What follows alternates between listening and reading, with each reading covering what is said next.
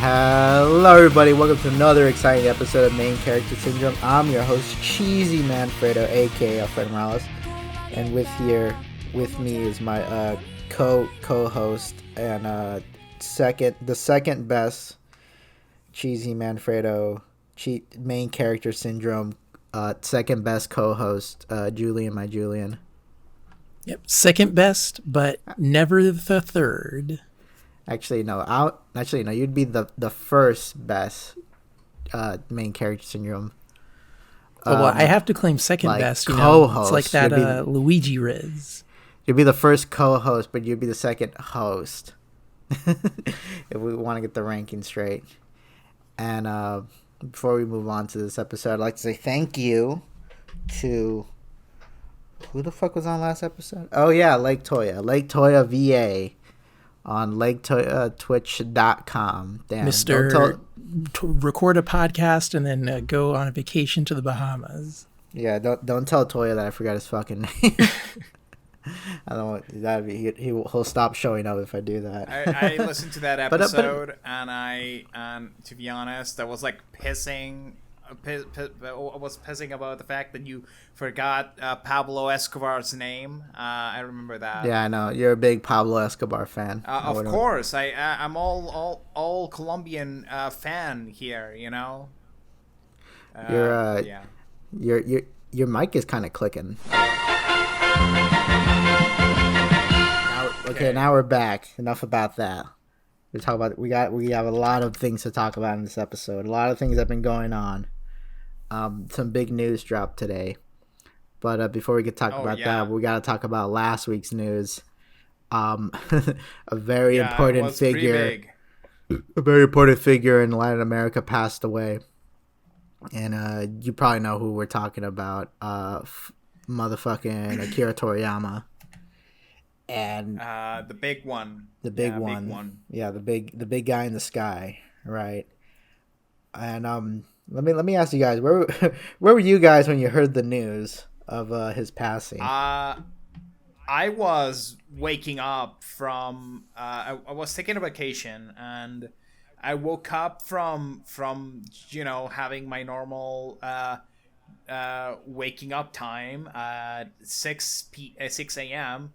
and finding out that my entire feed was entirely filled with people reposting their Dragon Ball fan art, to be honest, and I was wondering why there's a lot of it, and then just my friend I just saw the news from my friend, who texted me immediately, dude, Akira Toriyama is dead, and I was like, oh, is for sure? And then I just noticed that it was the official Dragon Ball Twitter account is stating that he has passed away on March 1st.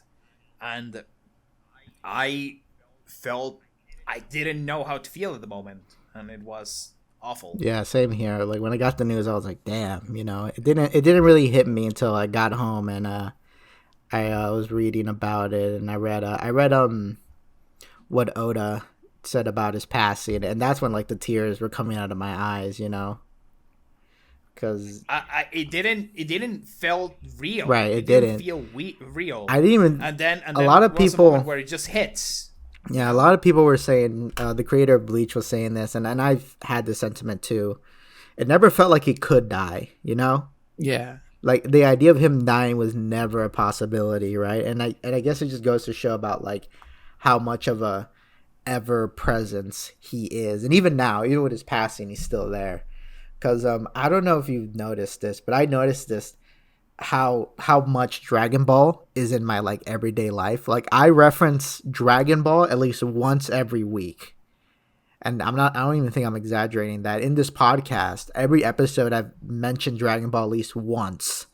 Like even last episode I mentioned it once, like a quick little like aside, and it's crazy. It's almost like it's this story that's like just woven its way into like the way I see like all kind of pieces of media, because I was talking to other people about how the casualness with me just mentioning Dragon Ball Z all the fucking time. Like I'll be watching one of those reality shows, one of those competition reality shows, Yeah. And every time I spot which player is like the most talented, the most The Goku. yeah, the Goku. Yeah. I call them the Goku just casually. I didn't even think about it. I don't even think of it. I don't even think about it as a Dragon Ball Z reference, right? It's like, when you mention Jesus, do you think of it as a Bible reference? No, but It's because I mean, it's the average Latin American experience. We just have Dragon Ball in our brain. I mean, like from Millennial and Gen X, more or less. I don't think the baby boomers are like that. Dragon Ball. I'll say that. Yeah, my as parents us. would have no idea about Dragon Ball. That was like before them. Yeah, Right, but our generation, it's very like important to our generation, I'll say. absolutely.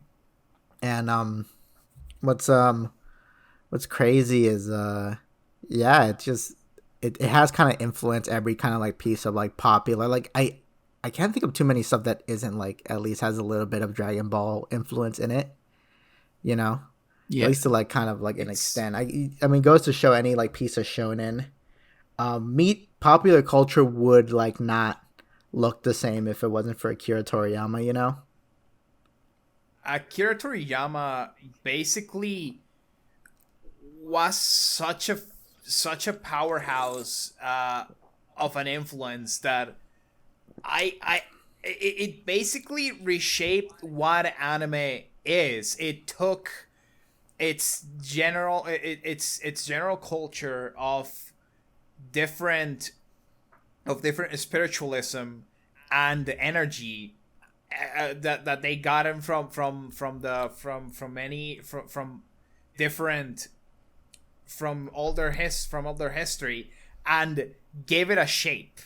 The fact that we know what a struggle beam is, it has a struggle beam reshaped the entirety of anime as it is. Dragon Ball Z, with the fight between Goku and Vegeta, doing the first power struggle beam, you know, we all know that. We all know what I'm talking about. Like their first fight, their first real fight. It's such a game changer. Even before that, the Kamehameha wave, it really like reshaped what you could do with characters struggling with power. He broke new ground with the perverted master trope by making him an actual master. Yeah, it's kind of like it was like his bit on Drunken Master. Yeah. Right. Yeah. But but aside from that, you know, I think there's a lot of things that like that Dragon Ball Z does that kind of like, you know, has influenced like so many like, you know, pieces of like other fucking media, and you don't think about it. You don't think about like the popularization of super forms, you know, which like so much stuff that he's done. It feels like in retrospect that like, how come no one thought of this sooner? You know, right? Like the ability of transforming yourself into something bigger and better out of the explosion of rage. I mean, like, that has happened before. Like, it's a superheroes and characters have transformed to like fight crime or whatever and whatnot. But the idea of like you unlocked more transformations, you know, right? It kind of like, you know, almost it gives this kind of like leveling up kind of vibe to like stuff like Dragon Ball, you know.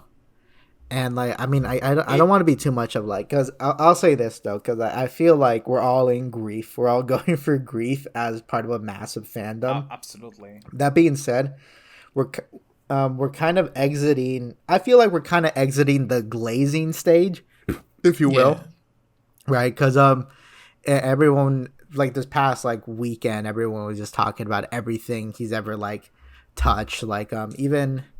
But like it's gotten to the point where like people are giving him too much credit for a lot of things, right? Oh, absolutely. Yeah, but can I say something? Yeah, go ahead. Can I say something? I remember like they were giving him credit for like the snippets in the Mario anime, like the snippets where a reference to his little gas masks, his little gas robot max robot Sona, and that's where it comes from. And I'm like, I mean, do they? Is this? I mean, gas masks have existed before Toriyama. Before, it's like, I don't think that he is the one who made it popular. I think that it's just maybe. I mean, coincidence there. It could be. I don't know. It could be, but there's like no evidence. People are just saying things. There's a lot of people are just saying things. Yeah, no, you're right. There's a lot of kind of like coincidences and things, and like, I don't know, that you kind of like see in like popular culture, right? But I hope that happens when I die.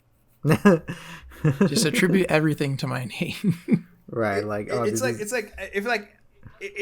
Shigeru Miyamoto says in an interview, oh yeah, the snippets from Mario are actually a reference to Master Toriyama's robot Sona. I won't believe any of these Twitter people. It's like basing stuff like on weird. References is so kind of, especially when it happens, when people talk about it years later and people don't remember like, oh, was it based on that? Like they, and whatnot, right? So that's all like, I don't know. I mean, I get with people like the continuous need to kind of glaze. There's a lot of stuff you can actually attribute to like Akira Toriyama, like the fact that he came up with the concept of like mimics from Dungeons and Dragons already existed, but he's the guy who's all like, what if like the chest was a mouth? Like no one thought of that until he showed up, right? And yeah, they were the mimics were shapeshifters. They were like goop things. Were they like goops? They were like chests with just arms, right? Yeah. Actually, no, they were like goops. They were like goop things that just change into different forms, right? No. That's what the mimic is, right? No.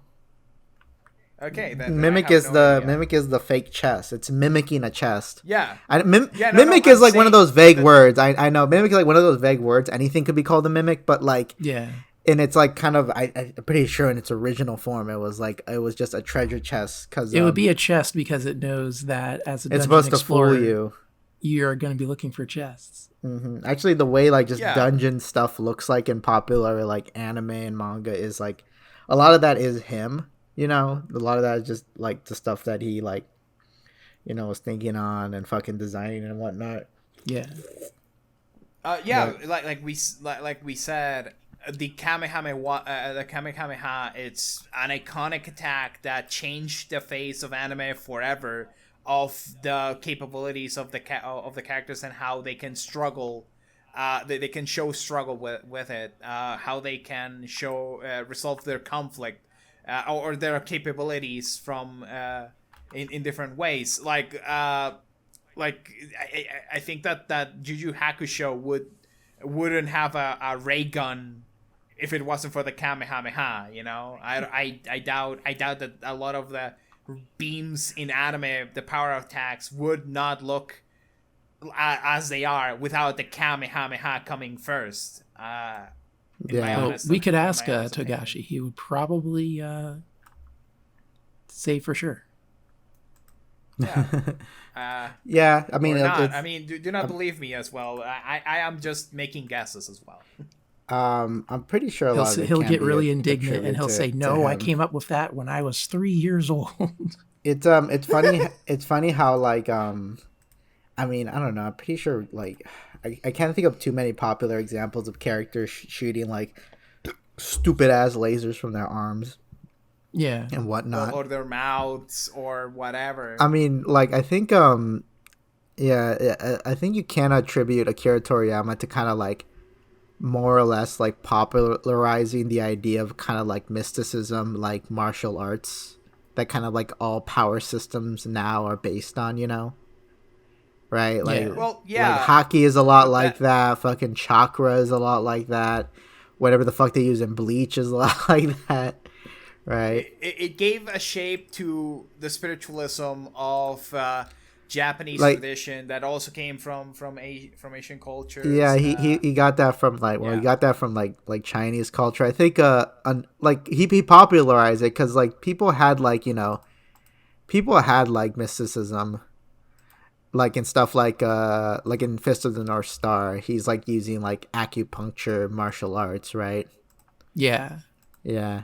And yeah, so but like, you know, that wasn't I don't know, there was like I don't think too many like people were kind of, no one kind of brought it too much like to the forefront, like you know, like Dragon Ball Z, you know, because like in Fist of the North Star, like he's doing acupuncture martial arts, but it's still just martial arts, like it just looks like martial arts, right?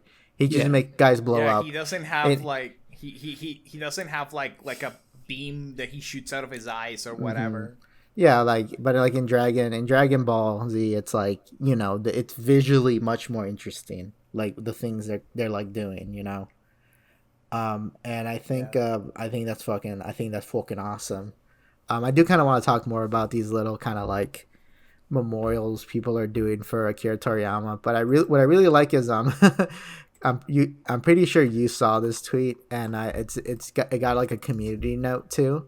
But this whole freaking Dragon Ball Z parade, and people are all like, "Oh, they got a Dragon Ball Z parade going in rural Mexico in honor of Akira Toriyama." And when I saw it, I'm like, "Nah, that's bullshit." I saw this parade video like months ago. Oh wow! Exactly, and this parade video is not in Mexico; it's on Colombia. Yeah, it's in your home country. This is why you got me in this podcast, right? Because you needed a real Colombian. I needed in the chat. A real Colombian in here. There's even a moment where like there's a freaking like construction worker, and the back of his jacket says Colombia. Yeah, holy shit! Are those women wearing Saiyan fighter uniforms? Yeah, they're wearing Saiyan armor. Yeah. Oh my god. They are. Yeah, they're Latinas with Saiyan armor for a parade, and it's kind of crazy how a death of someone so big, it's really kind of used for content. It's North American fascists, take note. This is what the new uniform should be. Yeah, true. I was always confused about the Saiyan armor because you see a lot of non-Saiyans wear it. Yeah, you know, I wonder, did Saiyans come up with it and Frieza's all like, "Oh, that's cool. That goes hard. Everyone should wear this." Probably because after he eliminated the Saiyan planet, they still had to like operate as usual, and so just filling in the ranks with whatever guys.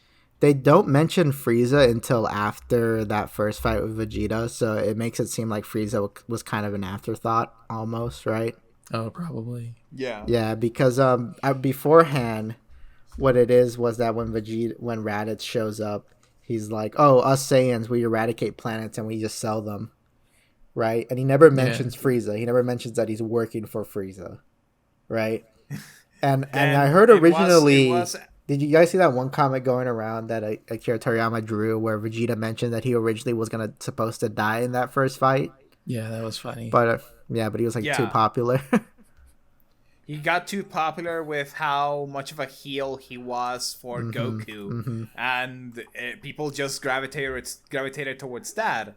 Doesn't surprise me at all. It's a very well constructed rivalry that has lasted so much on our minds. Has lasted so much on our minds, basically. God, it's so crazy how like in Dragon Ball Z, everything felt like it kind of like easily like flowed into the next part, but when you hear about all the stories about like what they wanted and what direction they wanted to go with, it sounds like, you know, he was really like kind of like, I don't know, like it was not patchwork together, but it's kind of like, oh shit, how did he make it seem so smooth, you know? Yeah, because it feels like Vegeta was always supposed to be there, you know, but you know, hearing that he should have died, it was like, oh wow. And then we would have missed out on this epic character arc he went through, you know? We would have missed out on all the years of a sexy Bulma Vegeta fan art. Oh, yeah, true. I think that Bulma and Yamcha fan art? No, thank you. Gross. Oh, poor Yamcha. Poor Yamcha. What I'm thinking of, this reminds me of something that my Latin American film history teacher told me about.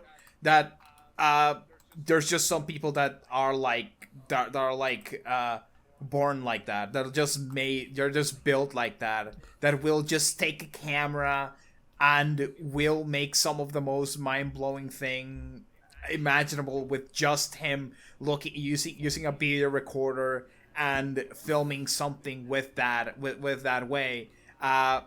They told me that they told us, my class, that that's just him.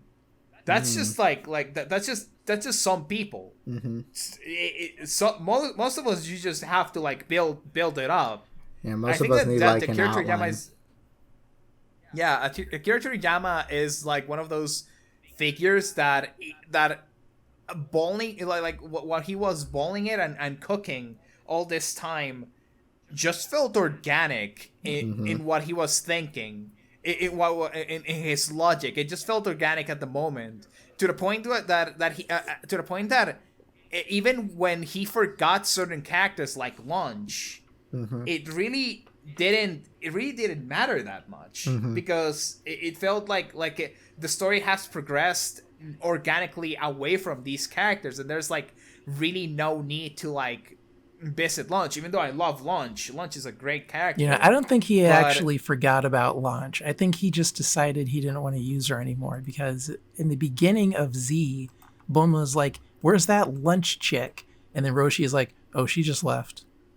Yeah, she just got bored. I mean, I heard the last thing to say was that she went after Tien, but Tien like kept rejecting her, so she just kind of fucked off. Yeah, it's whatever. I mean, I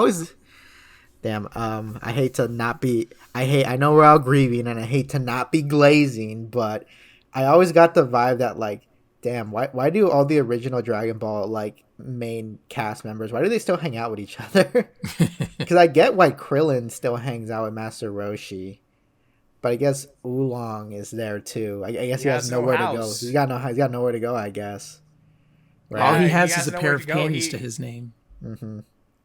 Yeah, I feel that a lot of the characters I feel that he just didn't need to do more with the characters. He just Akira Toriyama just didn't have anything else to do with the characters, but he still had stuff to do that he could do with Goku, and that was enough to like keep going the story.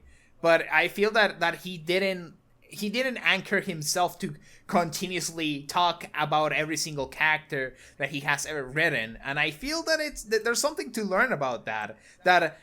He was a little bit more free in his writing than most stories, than most story writers. Like how in Bleach, every character you've ever seen has to like be name dropped as like the most important person, and they will come back. Yeah, and he just didn't care that much, and I feel that he even though he played it fast and loose, and I think that was fine. It worked for Dragon Ball, right? You know. Yeah. There's the thing. He was built like that, and also he had an editor to follow as well. He had we all know what happened with Cell and all this shit. And that's what I was saying when I heard the behind the scenes stuff, that like all these like different forms of cells were not planned. Blew my mind, because it felt like really, because it felt like this is where it was supposed to go, you know. Yeah. I'll say this: a lot of like things that I like about Dragon Ball and I interpret from it are things I don't think he deliberately put in there, but it's maybe subconscious. Like I don't need him to like answer the questions about like what I think Dragon Ball is about or what it's like saying, you know. But I hate that. I hate when people are like, "Oh, I need the author to tell me what it's about." Yeah, no. I need to extrapolate the meaning of life from this cartoon. I think to be honest, I like that people have gotten a new interpretation of Dragon Ball, and I there's like this Mexican YouTuber that I follow that he brought it very well, and I quite like his take on it. Like Akira Toriyama but Dragon Ball kinda is probably accidentally the Bible. A story about characters being able to be redeemed. That Akira Toriyama was able to see that everybody has good in them. That's why we have like characters like Piccolo starting to become actual characters in the main cast. Piccolo, Vegeta, eventually Oob at the end of Z. Oob. Right. He is like the guy who said Goku. He wrote a character that saw the good on everyone, and he's like he's about to defeat this guy, and it's like, I hope that you get reborn into someone good, and that's like something really meaningful, I believe, in the idea that we are all able to be redeemed. We're all capable of being redeemed and become better people, except for Frieza. Frieza gets okay. Frieza is the one character they did redeem Frieza after like the Tournament of Power, and I never liked that because I'm like, dude, that guy is like a mass murderer. A fascist. Okay, like I know, so is Vegeta, but like we saw like, I don't know, Frieza's redemption feels a little bit unearned. They should have fucking Thanos Frieza, and what I mean is that he should have just become a farmer on a planet or something instead of like a galactic emperor. I think like you're just gonna let that guy just run around, continuing to be like space Hitler. Okay, all right, I guess. the end of Super, the end of Dragon Ball Super. I was like so fucking pissed. Like, dude, this dude is just being Hitler again. You're letting him lose. Like I don't know. Goku's like, oh well, as long as I'm on other planets, I don't care. Like Vegeta, we have like way more stuff with Vegeta actually being a character, an organic character, and like his relationship with Bulma, and also eventually Trunks. And you can discern a lot of how he has changed from the fucking murderer that he was before, whatever. And also like Piccolo, as well as Piccolo, because Piccolo was born to be the reincarnation of a demon king. But he was capable of breaking up from that heritage and become someone better. And it's he became an alien, I guess. But it's basically, I like that interpretation of Dragon Ball. I think that Dragon Ball, first Dragon Ball and Dragon Ball Z, it's a story about characters being capable. It has a subtext of being capable of characters being capable of being redeemed. That we have all good in ourselves. Except for Frieza. Better. Except for Frieza, you know. But yeah. Whatever, it's fine. Are you you know what I mean? I know what you mean. I know what you mean. It's just like, yeah, it's I know what you mean. I think I'm slowly moving past the glazing stage of my grief, you know. Cuz yeah, that's fine. Yeah, I think I love I drew this earlier. I drew several things kind of in honor of Akira Toriyama cuz I couldn't pick one. And I drew this redraw of like the panel between the first Goku and Vegeta fight, because these poses and panels go so hard. And I literally, like, I admit they're so dynamic. Was that? They're so dynamic. Yeah, exactly. And I think what I like is how much you could tell, how much like character there is in these panels. Like Goku in a more kind of like defense attack, in a defense position, because he never underestimates his opponents.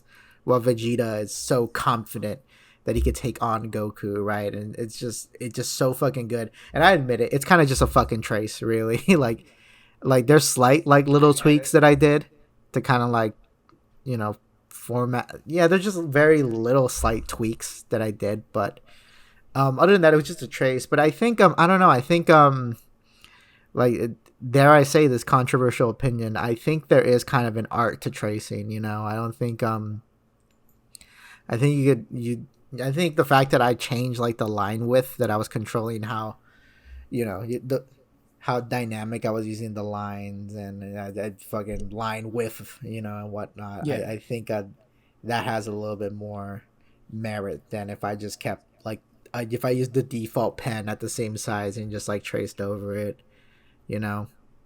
Generally, no one like with half a brain will say that there's anything wrong with tracing. It's just a matter of like what you do with it. Mm-hmm. It's like if you trace and you take, like saying, "Oh, I drew this completely out of nowhere," then that's bad. We all get that. That's plagiarism, basically. That's just like I'm not claiming that like, oh, this is my original Goku Vegeta fighting fight panel, right? Yeah, it's like tracing can help you at least like get around the head of the artist that came before you. You know, like it really is about context. It's all about context of what you do with the tools that are given and what exactly what you can get out of these tools. I don't think that tracing when you're like, I don't know, like 12 years old, you look at you like pause the screen and trace Goku's face to try to figure that out. I don't think that that's honestly bad. It's like a way to figure out how shapes are made, how the artist thought about these shapes, and in a very primitive way, because we were kids, but it's like with a more adult mind or more refined mind, you can get a lot of value from redoing a lot of what an artist did. Just, do not like say do not say that, oh man, I did this and I'm like an epic, Mm-hmm. I'm epic for doing this. No, right, exactly. It's a tool. I feel like I learned something by doing these traces. I learned a little bit more about how to draw like these more kind of dynamic poses, like the way you interpret like how their outfits, like the clothes, how it folds and whatnot, and like I think the composition here is really good too. I think like if you like do tracing as a form of practice, I think that's fine. I like it's if there's if you're making it as a reference, it's fine. It's a bunch of things. I hate to sound like, guys, I'm just trying to justify my trace. Oh, I'm trying to justify my trace. I'll say this though, the original wasn't even in black and white, because this is from because I tried to look for the original, and because I thought the original was in black and white, but all I could find was that it was in colored. And then when I looked at the scans for like the mangas, I'm like, oh, this was like scanned from like a color page. So this was like a color chapter, right? Oh. And so it's a little different from that. I didn't color it. I wasn't planning to, because I thought it worked by itself. It didn't need to be colored, right? So that's at least a little bit different from the original, right? Yeah. Yeah. What's that term? Transformative. It's slightly transformative. I mean, yeah, I'm not claiming it's original. So I think that's, as long as you don't claim, and as long as you don't claim that it's original, it should be fine. This is kind of like just like a learning experience for me. Like, here's like the original panel. It's a learning exercise. Yeah. Here's the original panel, so it's like in color. I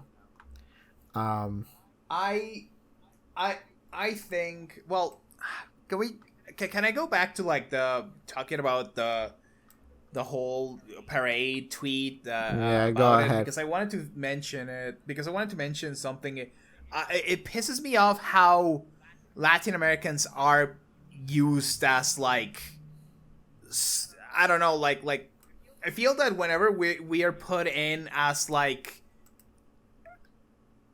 Dragon Ball lovers, we're like a little bit. I feel like we're seen as a little bit of as an exotic kind of, I guess exotic kind of people. Yeah. That we are like obsessed with it, because I felt that our love for Dragon Ball was used for clicks. Yeah, that it's like, oh man, have you heard about? I still can't believe that it's that a this meme happened on Mexico. It's a meme. It's such a fucking meme, because like I Yeah, you're right. I had to go to like I went to fucking Catholic church recently, and I haven't been there in years because it was a special occasion, and I was talking to my cousin who's around my age, so he would have been that Dragon Ball Z generation too, just like me, and I mentioned like, oh, did you hear the creator of Dragon Ball Z died? And he said like, what? No way. And he's Mexican too, so he had no idea he passed away. So like it is kind of a meme, but I feel like you don't really need to point that out because people kind of get that it is kind of a meme. You know, it's like I guess like with like, oh, all Americans eat like cheeseburgers for breakfast, lunch, and dinner or shit like that. You know, I would if I could. Yeah, I guess that you're right. Maybe I'm just thinking too much about it. It's not the worst thing ever. Oh wow, this country loves this super popular anime. It's just. I guess that I feel that we're I guess that maybe I'm getting like a little bit too used to like seeing reactionary Latin Americans just the opinions of reactionary Latin Americans to be used as a form of justifying shitty behavior. Yeah, you know? I always really fucking hate when like people get like minorities, POCs, and they try to use them as kind of like the voice for all POCs. You know? Yeah, it's kind of like weird, to be honest.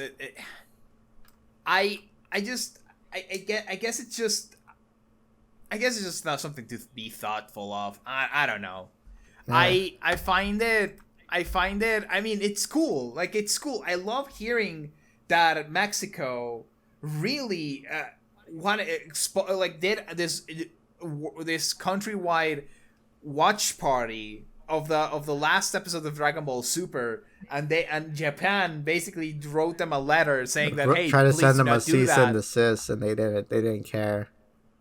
Yeah, they didn't care. They still showed it because they're Mexicans and they are gonna do like what are you gonna what that was like the biggest form of piracy ever recorded in the history of the world. Yeah. and it didn't do anything to destroy Dragon Ball at all. It's fantastic. It's a fantastic piece of history. No, you're not wrong. You're not freaking wrong. Oh god, I freaking I mentioned this before, but I hate in Google Images gives you like AI images now, and you fucking get this like whatever the fuck this is abomination. Oh yeah, I was looking up a picture of a jewelry Bonnie the other day, and I was like, you know what? I'm just gonna go to DeviantArt. Yeah, it's fucking annoying.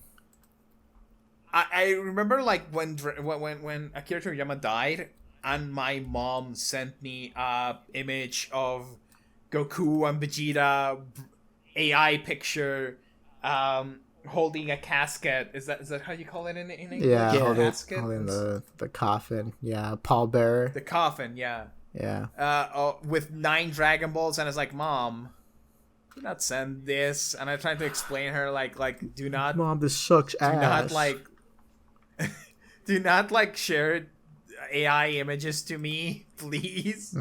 It's like it's kind of crazy how much like these people are like show just like regurgitating and reposting AI images they saw from online or Twitter or whatever or Instagram, and they just reposted them. Like I don't know. I think it's really this is like the new reality, I guess, that it's people will use AI when something crazy happens to do whatever, and it's kind of sad. It's really sad. This is what we're seeing. I was watching a video and about the topic and how everyone's using it super casually. I don't think it's going anywhere, but I do think it's gonna slow down. Because like people love to use it as like money making schemes, but like there's no money in like using AI images, but there is a lot of money in teaching people about AI, right? Oh, true. Absolutely. It's just a quick rich scam again. It's about like, how can you make money using AI, right. and this is the best thing you can do right now. I will teach you how to think in prompts. $59.99. It's the same thing. It's the same thing. It's like if shit was making that much money, people wouldn't be sharing it all that willy-nilly and with a class. With a class or something or like a course to teach you all of this, and it's not at the prices they're charging. Like learning plumbing, stupidly expensive. You're not going to learn to become a plumber for $20. It's just a way to exploit, probably, I don't know, just grind set people that really want to make money, like in the grind set, change that mindset to the grind set, and it's kind of sad that even people my age are falling for it so badly. Yeah, well, that's the new reality. Let me say something. Let me say something. This is Dragon Ball related. And I think we're close to the end of the glazing stage with Akira Toriyama in this worldwide grief we're facing. There was this one tweet, I can't find it, but this tweet was like trying to defend the design of Mr. Popo from Dragon Ball. Oh, right. And they're kind of like, actually Mr. Popo is like based on this like a deity, you know, so you know it wasn't like a racist thing. And it's like, okay, first of all, that's fucking stupid because they look nothing alike. There's that, you know. Also, Mr. Popo is like a genie. He's like a was it Jin, right, or something? And I think so. Yeah, he's Middle Eastern. He's like a Middle Eastern vibe. Basically. And also like because let's say Akira Toriyama did base him on this deity. Let's say that he did. All right. If that's the case, why did he draw Mr. Popo to look more like this? You know, like what? Come on now, right? Like it's what's the name of that? A gollywog? That's a gollywog. Is that That's a gollywog. Yeah. Gollywog. And what's so like, what's so kind of annoying is that like, and that's kind of like the effect of the glazing stage of grief. You know, everyone just tries to overlook everything he's ever done, and it's kind of like dude, like. He's made mistakes. He's done shitty choices. That's fine. You're gonna do those anyway. Like that doesn't. It's not that big of a stain on his legacy. I'd say, like, you know, it's whatever. The thing really. about it is that should he have not done that? Yeah, probably. But you know, whatever at this point. I think that these are issues that are like supposed to be mentioned. These are issues that are supposed to be mentioned all the time that need to be addressed. I think that somebody mentioned on Twitter that these thematics are something that we are meant to talk every single time, not only but bring it up only in his death. It really is not that great, and also like it's really not changing that much. I think that a lot of people brought up like he's gotten better, and you know he's gotten better. The fact that he's gotten better is like all I need to hear, right? Because like the character of Mr. Popo is not done maliciously, right? Because like he was not malicious. This character is it's not a malicious character, you know. And is there other black characters in Dragon Ball who don't look good either? Yeah, there isn't. But like, I never got the vibe that like the kind of like the blackface, the Sambo character, the Gollywog characters aren't like done maliciously. You know, it's like these are like little cartoon elements that they never questioned over there because there wasn't enough people over there to tell them like, hey, cut that out. You know. Right. Exactly. People shouldn't do this. People shouldn't do this at all now, right? But you know, oh yeah, absolutely. Sometimes one or two of them slip through the cracks, and right. I think that it's I think that I don't remember exactly where I heard this, but this is just a byproduct of the racism that Japan has absorbed over the years from the United States. Yeah, a lot of the United States culture, it shows a lot of implicit racism towards minorities, a lot of people. I mean, I remember that one of the thing that a Colombian that's well known, this Colombian Japanese guy is well known that does like self-help and talks like this. I hate that. I hate him. I don't like him. But one of the things that he talks about him about his experience on Japan is that some people will just go into him and ask him, "Oh, is it true that they all live in Colombia? They all live in tree houses? Is it true that they all eat snakes?" And it's like, and it's like, yeah, I that's bad to do, and I think that it's racism of that's something that to hold Japanese culture accountable. But also we have to understand that it also came from a very obvious influence from the United States as a culture, that it's very much present even to this day. I think even though to a lesser extent. I think with the thing about like the popularity of like anime and like how it's just getting bigger everywhere, you know, there is kind of a need to kind of like rethink about thinking about not doing anything that will offend, you know, other cultures too much, right? Yeah, absolutely. And yeah, that's just something you got to keep in mind now as things become more international. I mean, like I think I heard, I don't know how true this story is, but I heard that when they were introducing Saiyans, Akira Toriyama was tempted to make a black Saiyan, but they told him don't do that because you don't want to like it'd be there's this you know, it might come off as offensive to draw a black character with a monkey tail, right? You know. Yeah. And I think that's it's luckily he never did a black Saiyan character. Right. There's people out there who've drawn like Saiyan characters black, but whatever. I've really like anyone who gets mad of like fan art, like changing the skin color of a character. Who cares? Who fucking cares? Yeah. Right. No, nobody really cares. Yeah.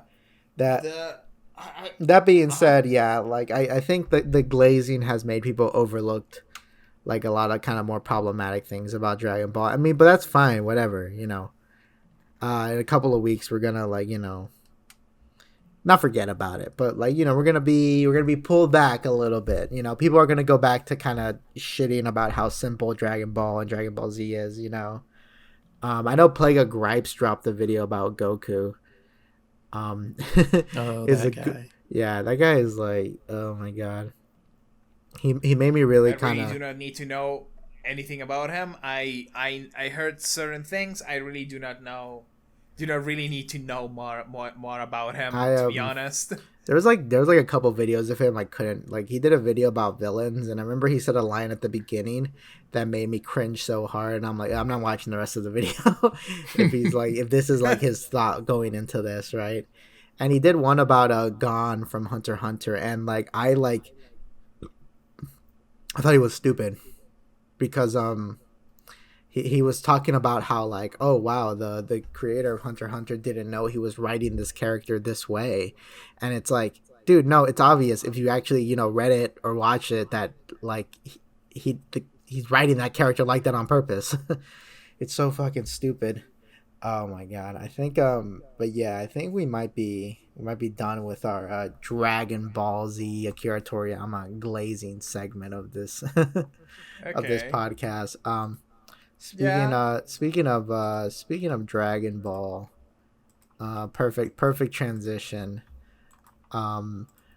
Here's a comic I really fucking hate. Fucking Stone Toss posted this when Akira Toriyama died, and I really fucking hate this.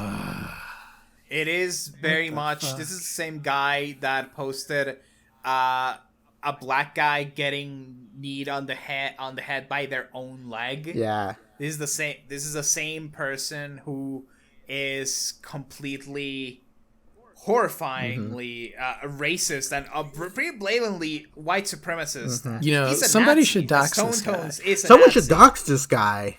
Well, I got good news for you. Let me tell you guys. Oh boy. Fucking yeah. So today, before we started recording, he got fucking doxxed. Someone made like a 99 tweet thread, 99 post thread about like everything Stone Toss related. And I'll say this for people who have listened to previous episodes. I've told like guests like Stone Toss's real name, which is Hans. His real name is fucking Hans. And I know what you're saying. Isn't that a little bit on the nose? I'm like, yeah, it is really on his nose that he has. It's really on the nose that his name is German, right? His full name is. His first name is Hans Christian Gray. How do you pronounce that last? Grabenier. I have no. I don't want to say Hans Christian Gruber because I'm so tempted to say that when I see that name. Yeah, his name is Hans Christian Gruber. No, but it's Hans Christian Grabenier, something like that. Grabenier. Okay, in the comment section, type out how you're supposed to fucking pronounce that. That's your homework. Yeah, exactly. Yeah, so please do that. Do the work for us. Siri, how do you pronounce this word? Yeah, so the guy got doxxed, and this is really fucking epic. I knew about his name being Hans like a year ago or so. I got some insider information from someone who used to be close with him, and I knew he lived in Texas. I knew he's like from Houston, and I knew he was red panel. That's the thing that like is so fucking stupid with the Stone Toss defenders is that they insist that red panels is not Stone Toss when it's obviously fucking Stone Toss, right? Oh, this character with this comic with similar themes, with similar art styles, simple shapes, and like complete with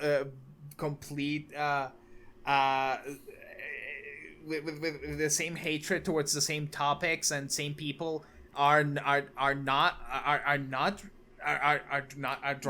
the same person. What is up with that? You know? No, I got you. Yeah, like it's so obvious because I read all the red panel comics, and if you read all of them and then you read those early Stone Toss comics, it's obviously the same guy because he reuses the same jokes and just kind of like makes them more punchier, makes them more shorter, right? That's one thing. He makes it more memeable. Let me glaze up Stone Toss a little bit. I think he's really. I think his comics are really kind of like. There's a couple of like, dare I say, there's a couple of like philosophies with the Stone Toss comics that I think are really good, and that's about like keeping the joke as simple as possible. If you could just make it all visual, just make it visual, you know. And, do not bring a lot of text into it because basically you will fall into like a lot of text, too much text. I do not read. Yeah, and the word balloons and you make them nice and big, and so people could easily like erase the words and like put what they put whatever text they want, so you can meme it, right?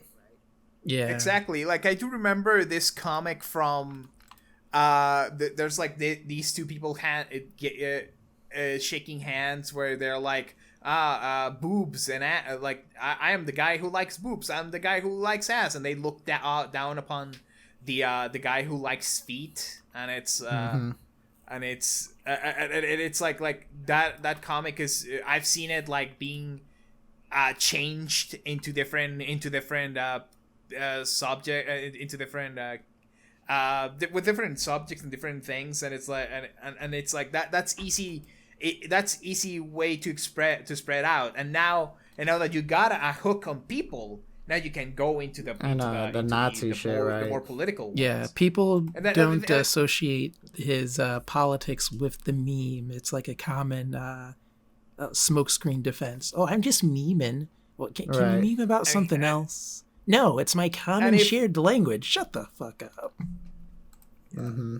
And if Stone Toss by any chance is listening to this, I don't think he will. He would probably like I don't think it, but he also like does like, wow, all these people criticizing me, kind of like saying how awesome I am by saying how spreadable and cool my comics are. Like motherfucker, shut the fuck up. We all fucking know what you're doing. But he thrives upon the fact that he just makes everything all jokey, everything not as serious, because he is the ultimate person of saying, oh, this is just a joke. Do not take. Why are you getting mad at me? This is just a joke.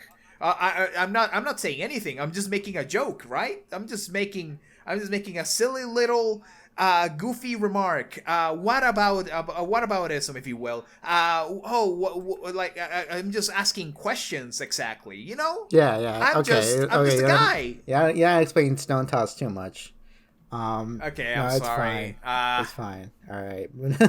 all I'm saying is that sorry. Whatever. All I'm saying is that yeah, this super long ass Fred recently fucking dropped, and it goes really fucking in depth. I think it brings up a lot of things that it's kind of like, oh, you didn't have to like bring up all this. There's a whole segment where they're like explaining what the alt-right is, and I'm like, you don't need to do that. You have to just bring up the more crucial things that are connected to like Stone Toss, right? You know? Yeah. There was also like a part talking about what is Comicsgate and Gamergate. Exactly. Yeah, they didn't.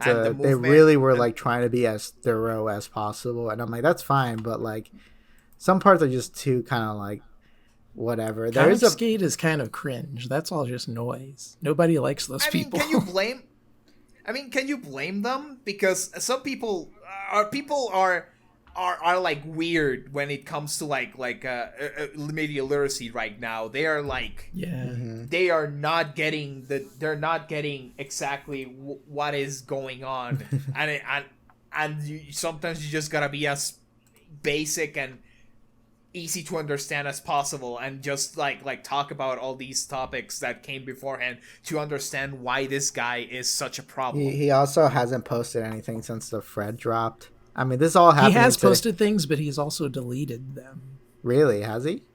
Yeah. What was the things he deleted? I haven't noticed that. I didn't hear about. I don't remember. Oh, have you heard that he that he deleted some things? Yeah, someone said that his most recent posts were deleted, like almost in direct response to the thread. Was he trying to be like, haha, that's not me, haha? I have gotten like, I hope so. I have confirmation from like, I have gotten information from like from people on the inside about because I showed them the Fred, and I'm like. And they have confirmed to me that is Stone Toss's real face, right? Like, so that's really him. I know people. There's like a subset of like Stone Toss fans saying like, "Oh, that's not him. There's no evidence that's him." Oh, you're probably just putting in the face of an innocent person. And I'm like, no, that's him. It's super fucking funny. You know what's also fucking crazy is that his name got mentioned in an obituary for a family member. And he like went and like edited out his name so he wouldn't be like connected to like his family member, to the passing of this real life person, right? And it's saying that it might have been an effort. Like people are saying, the Fred says it might have been an effort to like erase his Latino heritage. Oh, that, by the way, he's fucking white passing Latino, which is super funny. Holy shit! Because white. Oh my god! Like last episode, I was talking about the most evilest people on the planet are like white passing Latinos, and it's like, yep, true. Oh my god! True, they are. Oh my god. And this guy is fucking evil. Oh my god! He kind of is like, oh my god, he's fucking. He's a Latino named Hans. Hans, yeah, he's got it. He's got it all. Like people were saying, like, oh, that's too much on the fucking nose, but. Nah, he fucking it's fucking insane. It's crazy, and I'm glad that it's finally out. I want to see what Stone Toss reaction is gonna be from now on, because it's like, I mean, what can he do? How could he save face? I don't really think he could do anything, right? I to be honest, not really. I don't think that he doesn't. Well, maybe it's just me being like a pessimist or something like that, but I don't think that anything will change at all. I don't think that he's actually gonna get like fired from anything. He's a millionaire now. He is a millionaire. He's flirts NFTs. So I heard. I mean, I'll say this though. No, he could be. Maybe he's a millionaire, but like I think the thing that makes me think that like he's probably shitting himself is the fact that he has a day job, and he goes really out of his way. Like, think about it. He doesn't want no one to find out who he is. Why? I mean, aside from like painting, he had a day job. Yeah, he has a day job. He works at IT. He's like an IT programmer, right? You know. Oh god. And the fact that he has a day job means that he needs the money from the day job, which tells you that the comics, all that stuff, doesn't make him enough, right? Or does it? Or maybe he lives a certain lifestyle. I don't know, but like, you know. Think of all the other right-wingers who have their face out there and they don't give a fuck, right? Like, we know what Ben Garrison looks like, right? Yeah. But this guy is like really, like, he's really going out of his way to make sure his like identity is like not out there. I mean, I think the most he could probably do is say like, fuck it, that's me. And then he just like, you know, just posts his picture, and now he's like more kind of public. But, you know, I think maybe it could be also that the whole having a Latino heritage and that is like, you know, fucks him up, you know. People learning about his like botched circumcision, right? That's like another thing. Oh my god. Yeah. And I think also that he's not like a buff Chad as he tries to like portray himself. Like it probably eats at him, you know. It's funny because I remember talking to a buddy of mine who thought that I had a buddy who thought that, oh, Hitler was obviously like a puppet controlled by someone else, right? Because when you think about it, Hitler is nothing like the superior race. And I'm like, dude, have you met any white supremacists? None of them are the superior race, but don't you think that eats at them? That they're not the superior race, right? I think that's a joke in the Creature comic. He's like, you know, why is it whenever these why is it the best example of like white people is always like the worst, right? Something like that. And where's your chin? It's right? Like they're so angry at the fact that they're not the blonde, blue-eyed Giga Chad that they always wanted to be. Because they're never gonna be like that, because they're filled with insecurities. Conservatives are just Nazis. They're filled with insecurities. They're insecurities of not being enough, of always not being being overperformed by other races. They're scared of everything a lot, and that's why they're easy to manipulate. But you know what? I agree. I do really think manipulate. He is not rich, because if he was rich, he would have our sponsor, Aura. Protect yourself online with Aura's suite of comprehensive identity, credit, and internet footprint protection and erasure services. Use our code, main character, to get 50% off of your Aura subscription today, unless you're stone cost, in which case you're fucked. If you're stone tossed, no, you get your subscription so we know where the fuck you live. Actually, I think they know where he lives. I saw someone post like a screenshot of his house, Houston, but it was Texas? Like he lives like in Spring, Texas. Right, it's Spring. Okay. Yeah, apparently a lot of people are saying like, "Oh wow, I live close there. Time for a road trip." Everyone show up to Stone Toss's house. Yeah, we have a friend that lives like almost next to him or something like that. Party at It's kind of crazy. Place? Yeah. He's gonna have to move, POV. I show up to POV showing up to Stone Toss's house. To be honest, I have no idea how rich this guy is. I just assumed that he is rich because he has like done so much about it. He probably like gets. I don't think the NFTs make you enough. I don't think they do. According to the thread, it says that before releasing the Florks NFT, he made like $2 million, and I was like, oh shit. Then that means that it must have gained him like so much money. Yeah, just selling but those but NFTs, the thing is that like you have to pull out that money, and that costs money, right? I suppose, yeah. And I don't know. Like, I mean, would do you think Stone Toss is the kind of person to make $1 million and just keep like if you made $1 million, would you keep working in fucking IT? Yes. Really? $1 million is not enough. Yeah, you're right. It's not. It just makes me moderately more comfortable. I guess that I can enjoy which burgers for a month. Which means he needs the IT job, right? Yeah. Maybe so you're right. so yeah, maybe this is gonna be. Really he's probably trying to like see if he could keep his fucking job. I mean, if enough people call and say like, "Hey, you have the king of racists working for you," This reminds me of something that happened on Latin American the Latin American animation community. I don't know if you fucking know about the racist Mexican Nazis, but yeah, talking about what's his name, Dumarito, what the fuck his name? Dumentio. Yeah, Dumentio is like from where I gathered, because I watched some like fucking like I watched like I guess the Spanish speaking version of like Turkey Toms like talk about this guy. Right, that guy is also his own can. He's like, okay, imagine if Stone Toss didn't do art and was way more pathetic. Imagine him, and not only that, he has like a debilitating sickness that makes him like really thin and have a really bad posture and fake having a wife. He also fucking fake having a wife too. Oh no! That's another guy. Oh, wow. That guy's name is fucking Calcifer. Okay, never mind. I'm confusing. Dumentio. I'm confusing my. You're confusing the Mexican Nazis. Yeah, I'm confusing the Mexican Nazis. They all kind of blend in. Yeah, Dumentio basically doxed Calcifer. He in his server mentioned the name Kajam or something like that, and people started to like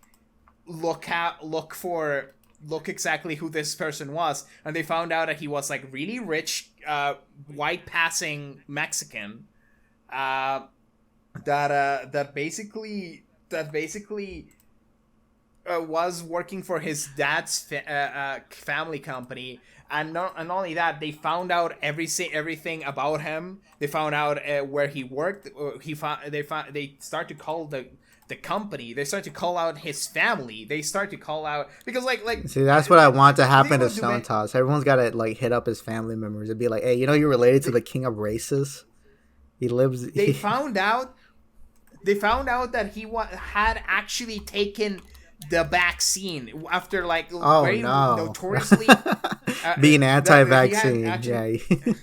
He being anti-vaccine and actually taking that. Calcifer is a fucking weirdo Nazi, and then he just after he getting doxxed, he went silent for like a year. Came back and apologized for everything and said that everything he had done was because he was doing a bit. He was doing a character. Basically, he's a nostalgia critic. A racist character. Yeah. I guess.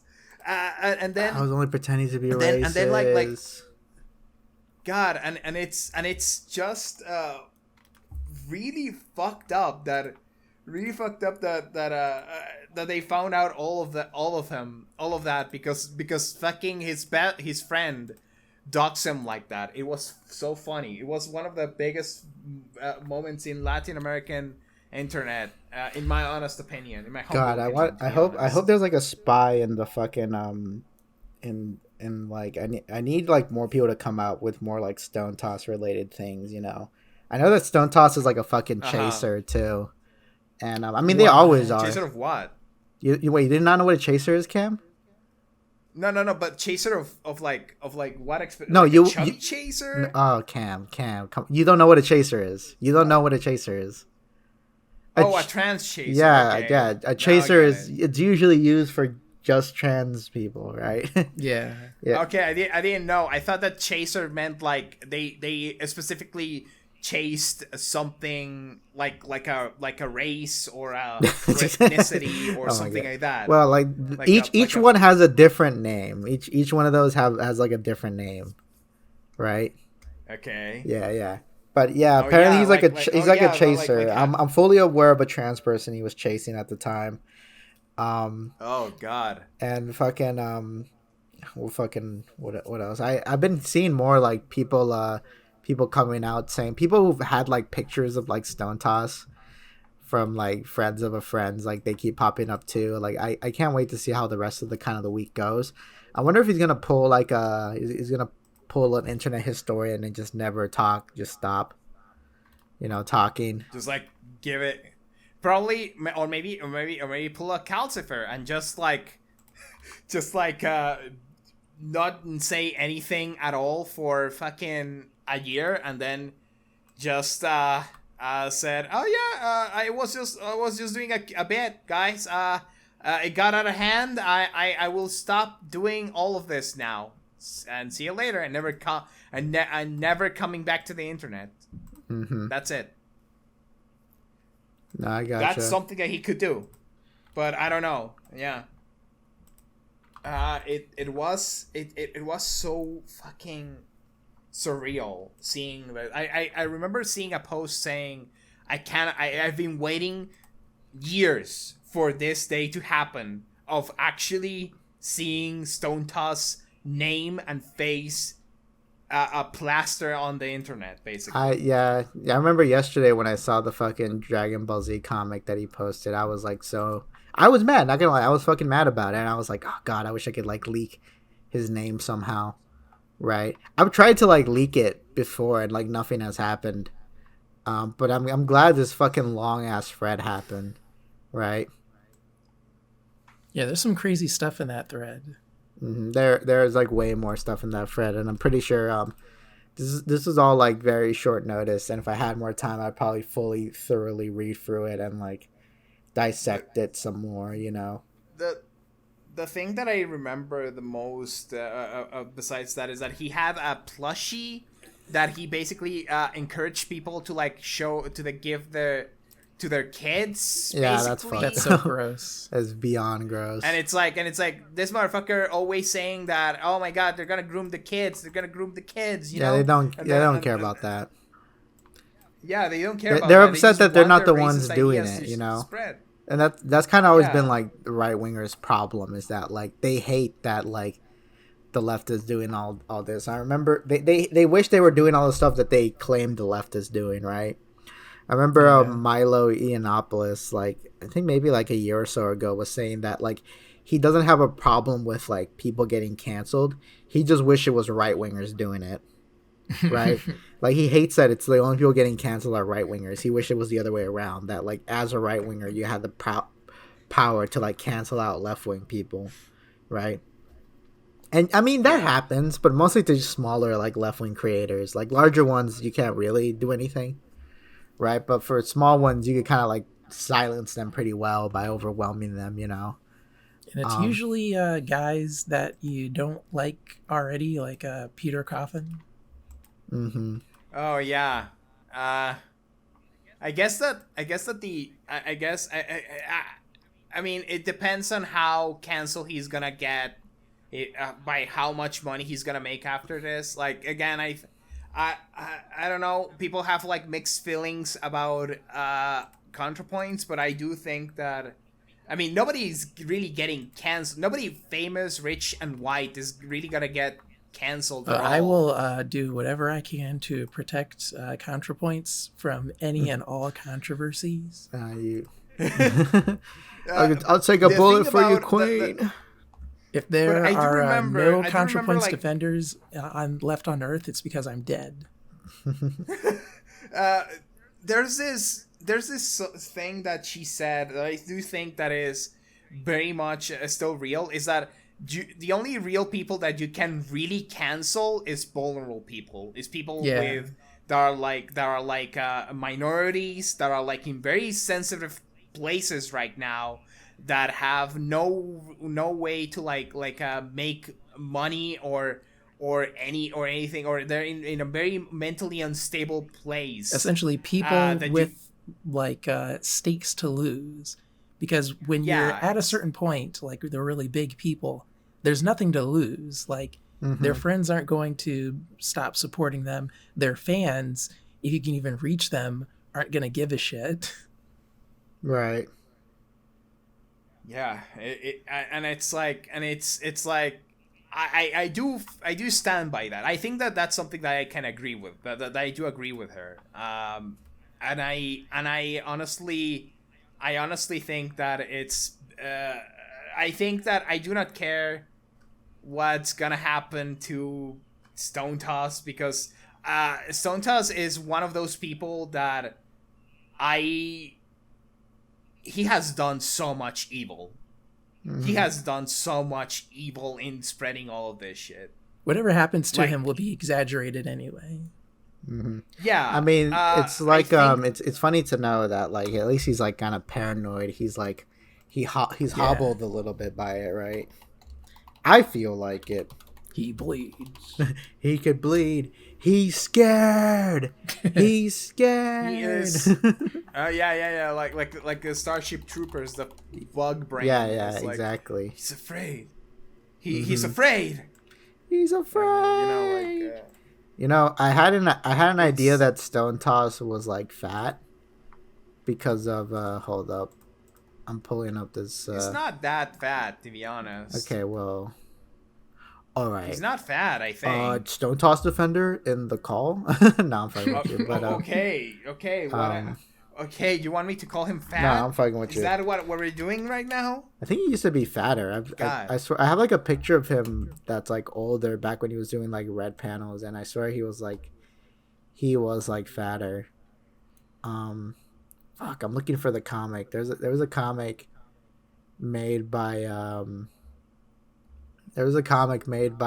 freaking YOLO Swag Studios, and I'm trying to like find it because it was okay, cool. All right, I found it. But he made this comic, and I'm pretty sure because in this comic this was back when he was still friends with Stone Toss, and I'm pretty sure this like fat blob is supposed to be Stone Toss. Wow. Right. In the comic, it's like this kind of fat blob is on a computer, and he's like, I have to be anonymous on Twitter because my people are persecuted. And then Yellow Swag is like, your last 327 tweets are about wanting black people to die. And then the fat white blob is like, someone help, I'm being white genocided.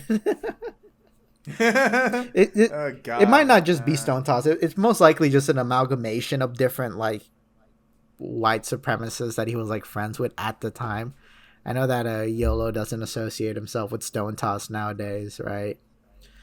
I can't. That's character I hope development. So. Yeah, no, he doesn't. No, don't say I hope so. He doesn't. I'm confirming that right now. Okay, cool. I'm not gonna make baseless accusations at my mutual. Okay, what am I?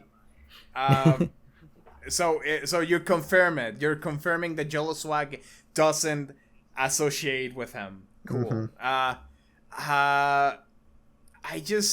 I keep thinking about like how this may remind me of like how iDubbbz like apologized. If people know about his apology. Mm-hmm.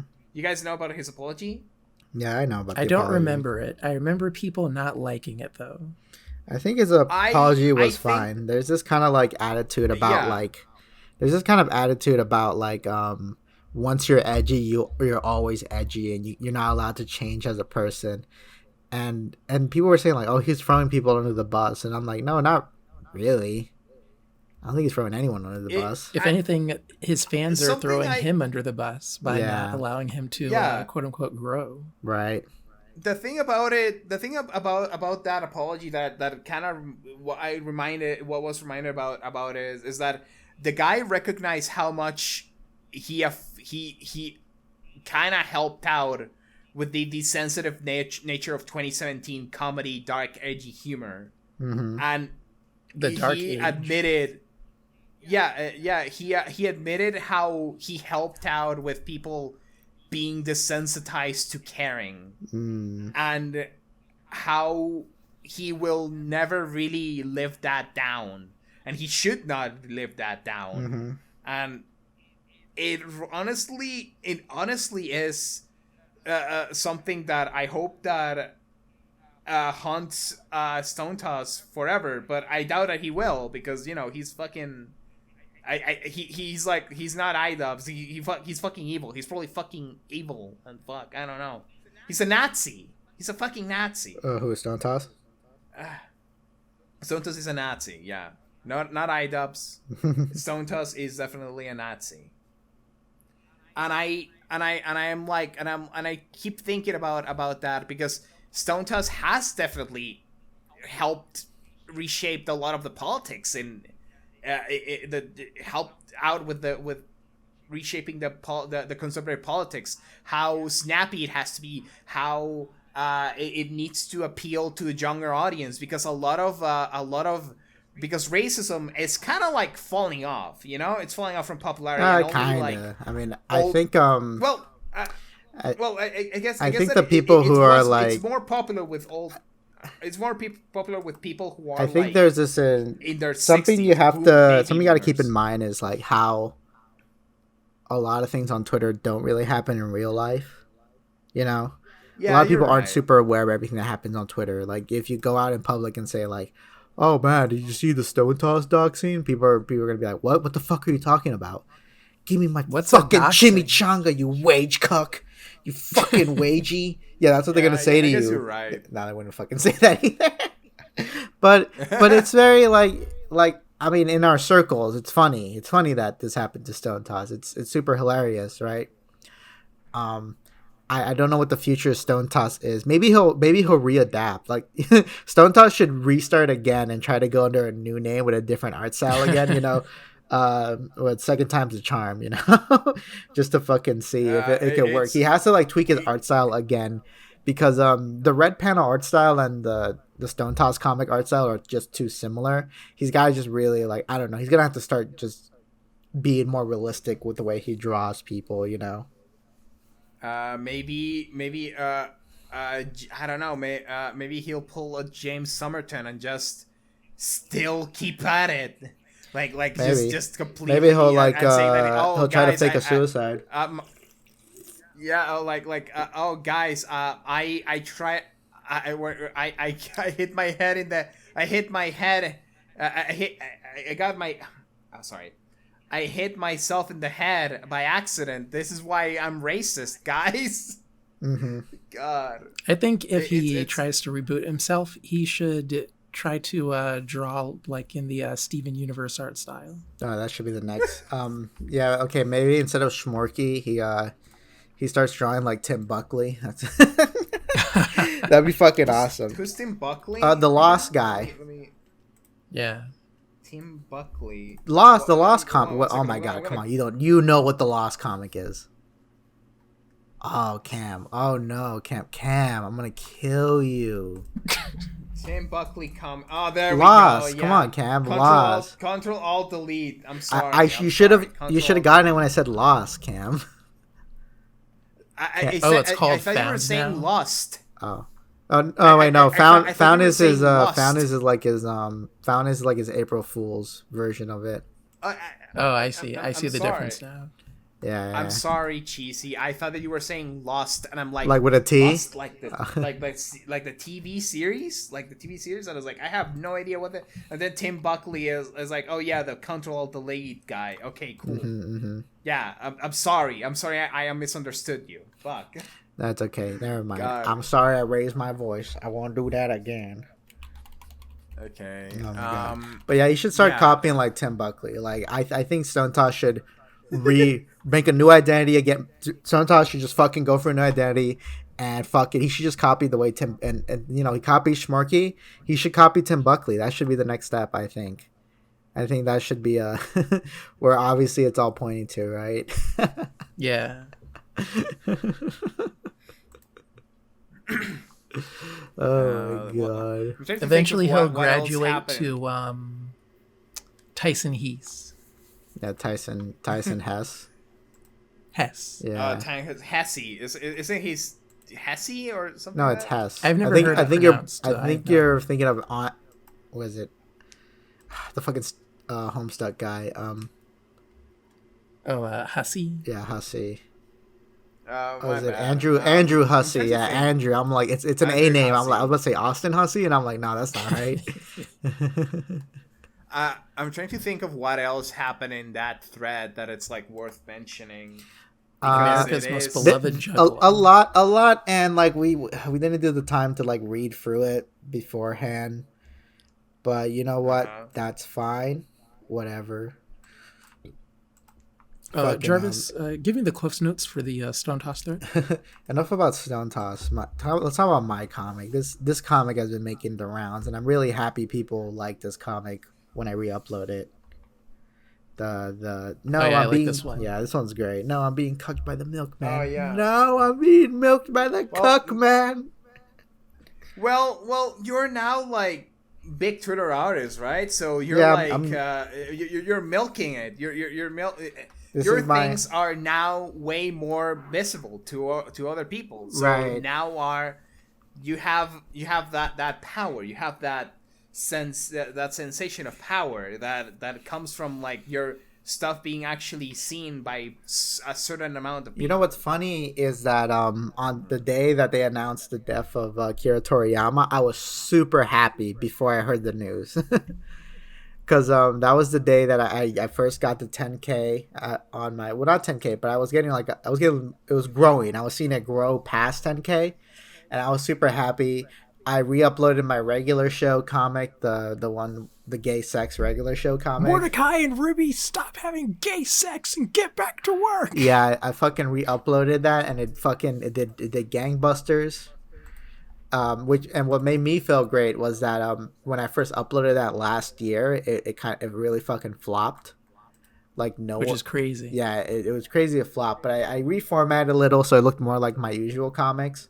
I think that's what probably killed it for a lot of people. It didn't look like my usual comics, so I just reformatted more properly, and it did really fucking great, and I was super happy. And then I got hit with the Akira Toriyama news, right? I was kind of having a shitty week right up to Akira Toriyama's death, but when I found out the news, I was doing my best Kami House training. Damn. Reading a sexy magazine alone in my room. I'm probably gonna make it my mission to get all volumes of Dr. Slump, all volumes of Dragon Ball, all volumes of Dragon Ball Z, because those like I should fuck it better now than never, right? I've been recently getting into Ackman, but exclusively through the Ackman video game adaptation. Oh wow, I heard that's good. I like Ackman's design. Yeah, we're gonna say. Yeah. Oh, I was gonna say that I was just on vacation while the news hit me for Akira Toriyama. That's about it. I was like having a very nice time, enjoying myself on the beach, and then I woke up completely on with AC on the room, and just looking at my phone like, oh, Akira Toriyama died, and then I played looking at the beach, the theme song for Dragon Ball GT. And it felt like super emotional.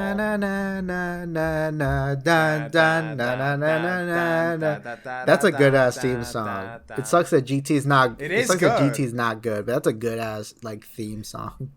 Wow. Yeah, but, I'm right here. Oh my bad. To be honest, forgot you were a GT head. A GTer. You son of a bitch. It is. I like it a lot. It's a lot more sentimental than a lot of the Dragon Ball themes, and I quite like that. It's a little bit more adventurous and whimsical, and I do think that it captures a lot of like the whimsy of the first Dragon Ball. What, GT? No, the GT. Oh, the GT theme song. Yeah, I agree. Yeah, not GT itself. Not GT itself. I was talking about like, you know, the theme song, about like how it does capture that essence of exploring, but also like be looking at the world with childlike wonderment. You know, I like that shit. And when I was looking at the world while listening to that song, I felt like really emotional. I was starting to tear up. And then my mom found out, and she was like, man, I'm gonna send you this Dragon Ball AI image to make you feel better. And I was like, oh man, thanks, Mom. I love you. Thanks for the. I would never share that sort of sentiment with anyone in my family. Like, growing up, no one I knew ever gave a shit about a celebrity passing. Like, when Robin Williams died, my girlfriend at the time was like, I don't like Robin Williams. And so that's when I learned, oh, okay, I'll just keep that to myself. Mm-hmm. Yeah. I think that it's it's like weirdly inappropriate to like just start saying somebody get lights and just say, man, this guy fucking sucked when they're like generally liked by a lot of people. Yeah, you know? But that's why I liked her. I liked her miserable demeanor. I get it. Who y'all talking about? Damn. Just some girl I know. Oh yeah. Oh yeah. I wanted to like say this. If we have like a little bit of time, yeah, we still got time. There was one more thing I wanted to bring up before ending, but okay. What's up? What's up, bud? I've been say as much as you watching... can, because I invited you a little too many times. So. Okay, I'm sorry. This one is better. I'm not dead. I'm not tired as fuck. Right. Like last time. Yeah. I feel that I can be more eloquent. All right, say what you're gonna say originally. I wanted to say that I've been watching. I'm rewatching Megas XLR. It's a very fun show. It's surprisingly very good. Certified classic. People. Yeah, it's certified classic. Mm-hmm. Somebody told me. I don't know if it was you, Julian, or if it was Spade, but they said that Coop is kind of like a shonen protagonist or something like that. Right. It's like he's like a big headed, like strong headed, and does what he likes, and he and he just wants to eat all the fucking time, and it's fucking hilarious. I like a lot of its premise. I think that it has a lot of very distinct characters and pretty decent action scenes for a Cartoon Network show. Quite enjoyed it. Quite enjoying it. I like the little parodies they do with Sailor Moon and the Power Rangers, and yeah, I just wanted to say that. I just wanted to say how much I've been enjoying it. How I'm enjoying it from a nostalgic point, I guess. It is a perfect time capsule for that period of time. Oh yeah, because they're like Coop is like, no, they cannot destroy TV. They cannot destroy TV. Oh, my video games. Or the characters playing Dance Dance Revolution in the closing theme. Yeah, it's so good. It's really funny. The goat character is a fucking awful person, to be honest. He's a sex pest, but those were the times, I guess. I don't know. Glad that we do not have sex pests anymore. Right, exactly. Good things don't exist anymore. Thank God we got rid of them. So what are you gonna say, Cheesy? What do you wanted to say? Mm-hmm. Oh, so yeah, I finished. I made another spooky ass comic. I've seen this one. Yeah, I was gonna share it here because it should be out by now. The time that this podcast is out, it should be out in public. But this one's not as grotesque as the Flingus one, because I just been kind of in the mood to do these kind of like more spookier comics. And this one is not as like gory as Flingus. I think this one's like very subtle. I'm hoping it's not too subtle. So by the time this episode drops, hopefully like it made the rounds and people love it or whatnot, or don't, because it's very. I'll just show you. Here's the first page of it, right? Oh yeah, I've seen this. You've been posting it on your server. Yeah. This is like a Jesus statue, a Jesus wooden statue. I have a close up, and there's a kid. Like, this is obviously inside a church, and there's a kid sitting like kind of in the church seats. And he looks at the Jesus statue from the corner of his eye, right? And then we cut back to the Jesus statue, and it has its eyes are open. This is like a wooden statue, and it has its eyes open. and it's like looking at the kid, but then he closes its eyes, and then the kid's like looking at the statue, being like, "What the fuck?" Yeah. Yeah. Yeah. This is the that's a little really. I relate to that because when you're in the church, when you're in church, you feel so little. You're like you feel like you're being encapsulated into something way more grandiose, and you can't help but look at the Jesus statue, and I feel that if you see it like you see it so often that sometimes you kind of trick yourself into believing that it actually moved. Not me. Like it's a miracle. I could take Jesus. Come on down from that cross. Give him a little 1-2. Mm-hmm. I think it's a very good comic. Thank you. To be honest, I think that it's a very good. Yeah, I like how cinematic it is. Thanks. I like this. I like how it brings panel me back framing to is my goated, as they say. Thank you. Oh yeah, really good framing as well. I think I like that it brings me back to my childhood of being a Catholic, raised Catholic kid. Raised Catholic kid, and looking at the churches and just like hoping that a miracle was gonna happen at one point. But it's kind of, but at the same time, it's kind of like scary. I remember asking for God for superpowers. I don't know if that's a Catholic thing to do, a Catholic race kid thing to do. I remember I was like asking Jesus for superpowers. Mm-hmm. What the fuck? That'd be fun. What do you mean asking for Jesus for superpowers? I wanted. I remember that I wanted, I don't know, like superpowers, and I was praying to God to give them to me. And God decided to prank you by making you a illustrator. He pranked me by making me autistic, I guess. Oh no, that's how he got you. At least it didn't make you a pedophile. God could have done worser things. All right, okay. Enough about my epic Jesus comic. Right, this might be the last of the spooky ones that I do, because all my other ideas are just kind of like just Flingus again, right?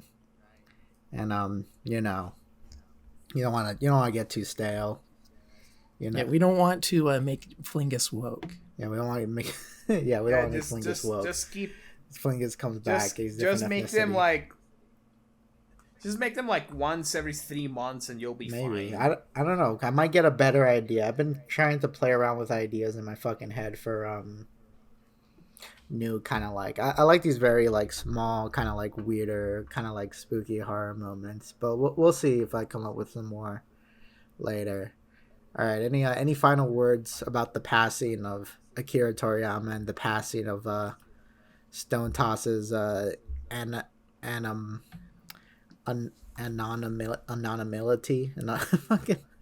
I'm very unhappy that immediately after Akira Toriyama passed, people were like, they should remake Chrono Trigger. I didn't like that. I mean, they should just re-release that DS remaster or something. Or yeah, that was really good. Maybe. Yeah. I heard that the DS remaster is not that good because it has a lot of baggage in it, and it's in its side there's a lot of added side quests that are just a lot of baggage and really unfun. The kids love fluff. What are they supposed to do? Not play the game to 100% completion? Right, exactly. I liked it. I know they added like a fucking monster capturing feature in the DS version for some reason. I guess I want to say rest in peace, King. Rest in peace, King. Love you. Right, exactly. Rest in peace, Akira Toriyama at base. And rest in piss, Stone Toss. Rest in piss. Yeah, rest in piss. Fuck that guy. Right, exactly. And with that, oh wait, hold up. What did you want to promote, Cam, before we go? Well, to be honest, I just wanted to like promote my if you're into not safe for work, I'm a not safe for work artist. I make a lot of porn. I just and I'm selling some adoptables. That's right. Pretty much it. So follow me on www.twitter.com/Pulpdirector. That's www.twitter.com/Pulpdirector. Here are my adoptables. Cheesy will show them. Yeah, you. One got sold from last time, so there's just a nurse and a witch right now. So come and get them while they're still there. Yeah, that's it. Right. Well, okay. Well, post your fucking adoptables in the chat because I'm not gonna go looking for them. Well, I'll post them later. Don't worry. Post them now. I don't want to move. So I know it's. I cannot really move that much because I'm like All right, fine. All right. Post them later. Make squeaky noises. All right, post them later. All right. God, gotta do extra. These are always my favorite parts of podcasts, where stuff just gets a little too meta. Right. Exactly. What do you want to promote, Julian? You guys already know what I want to promote, but I'm going to continue to promote it. Eventually, I will release my manifesto explaining why. But until then, vqcd.in. It's my website where all of my cool stuff lives. Come visit. Right, I'm Cheesymanfredo. I started working on the Bongo and Luna comics. They're coming, but they're going to be Patreon exclusive for like the first couple of months. I gotta crank up those Patreon numbers. Eventually, if this podcast gets more popular, we'll be dropping episodes early on there, right? Eventually, when hopefully it becomes viable, or it might never become viable. Who knows? You just gotta do the things you love, You just gotta do the things. Sometimes you need like a day job, maybe in IT, and to keep you afloat, right? Because your racist comics might not be able to support you forever, right? True. Yeah, exactly. True. And I know for a fact my racist comics don't support me, so I need to, have my day job and keep it and whatnot, right? Yeah. Little known fact: I'm the guy filling up Pixiv with all of those racist Muslim drawings. Yeah, it's not really. Sometimes it helps to not make racist comics because then you paint a target on your back, Yeah. And like Stone Toss paint that target on just don't be racist. He painted that target on the back and someone hit it. Damn. Maybe you should have not done that. Oh well. And I'm Cheesymanfredo and this is Main Character Syndrome. Thanks for watching. Goodbye. Goodbye. Bye. Bye. Bye. All right, cool. I'm gonna stop recording.